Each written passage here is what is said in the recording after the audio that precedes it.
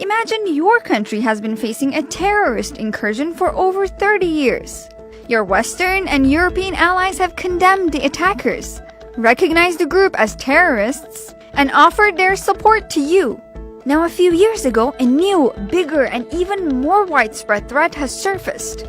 One who has attacked you and your strong allies. So, what does one of your best allies do?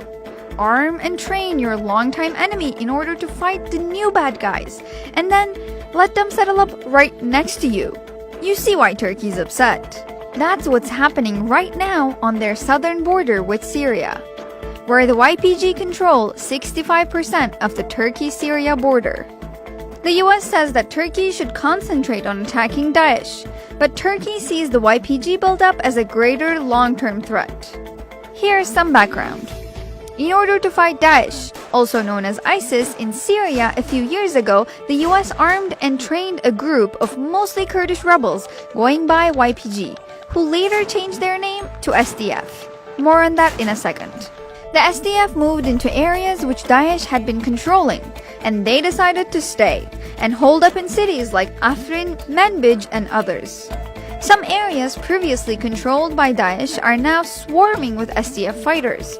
So, who is the SDF? They formerly called themselves the YPG, who the Turks would say equated to the PKK. You're dealing with a terrorist enemy of mine. How can you do that, ally? So we literally played back to them that, hey, you got to change your brand. What do you want to call yourself besides the YPG? And with about a day's notice, they declared that they were the Syrian Democratic Forces. I thought it was a stroke of brilliance to put democracy in there somewhere. That's right. The SDF were told to rename themselves by the US. But why? Aren't they the military wing of the PYD? They are, yes. Is that right, General Dunford? That is correct. The leftist Syrian Kurdish political party founded in 2003. Reports indicate that they're aligned or at least have substantial ties to the PKK.